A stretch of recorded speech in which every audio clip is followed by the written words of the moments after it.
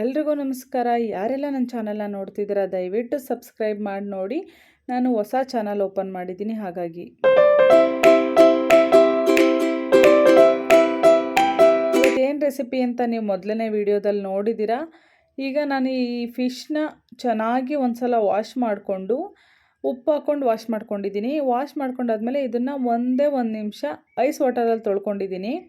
ಈ ಐಸ್ ವಾಟರಲ್ಲಿ ತೊಳ್ಕೊಳೋದ್ರಿಂದ ಏನು ವಿಶೇಷ ಅಂತ ಅಂದರೆ ಹೇಳ್ತೀನಿ ನೋಡಿ.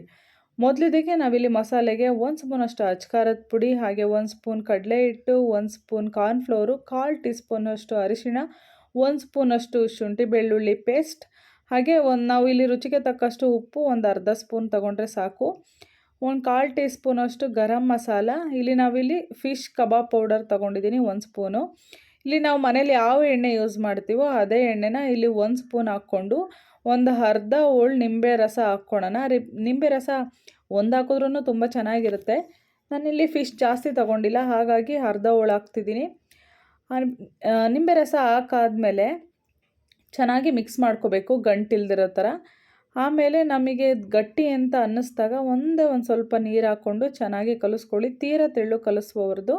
ಈ ಫಿಶ್ನ ನಾವು ಐಸ್ ವಾಟರಲ್ಲಿ ತೊಳೆಯೋದ್ರಿಂದ ಏನು ವಿಶೇಷಪ್ಪ ಅಂದರೆ, ಫಿಶ್ ತೊಳೆಯೋದ್ರಿಂದ ನಾವು ಮಸಾಲೆ ಕಲಸಿರ್ತೀವಲ್ಲ ಅದನ್ನು ಫಿಶ್ಗೆ ಹಚ್ಚುವಾಗ ತುಂಬ ಚೆನ್ನಾಗಿ ಅಂಟ್ಕೊಂಡ್ಬಿಡುತ್ತೆ.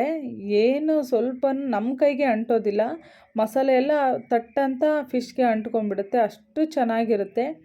ಮಾಡ್ಕೊಂಡು ತಿಂದಾಗಲೂ ತುಂಬಾ ರುಚಿಯಾಗಿರುತ್ತೆ.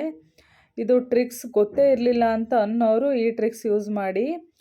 ನಾನು ಎಲ್ಲ ಮಸಾಲೆನೂ ಹಚ್ಚಿದ್ದೀನಿ ಫಿಶ್ಗೆ. ಒಂದು 5 ನಿಮಿಷ ಬಿಟ್ಟು ಕಾಯ್ದಿರೋ ಎಣ್ಣೆಗೆ ಒಂದೊಂದೇ ಫಿಶ್ನ ಹಾಕ್ಕೊಂಡು ಚೆನ್ನಾಗಿ ಕರ್ಕೊಂಡಾದ್ಮೇಲೆ ಅದು ಸೈಡ್ ಡಿಶ್ ಆಗಿ ನಿಂಬೆಹಣ್ಣು ಹಾಗೆ ಈರುಳ್ಳಿ ಹಿಡ್ಕೊಂಡು ತಿಂತಾ ಇದ್ದರೆ ಸಖತ್ತಾಗಿರುತ್ತೆ. ನೀವೊಂದ್ಸಲ ಮನೇಲಿ ಟ್ರೈ ಮಾಡಿ ನೋಡಿ ಈ ರೆಸಿಪಿನ.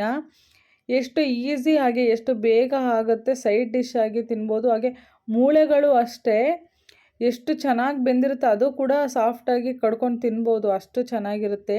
ಯಾರೆಲ್ಲ ನನ್ನ ಚಾನಲ್ ನೋಡಿದ್ರು ದಯವಿಟ್ಟು ಸಬ್ಸ್ಕ್ರೈಬ್ ಮಾಡಿ.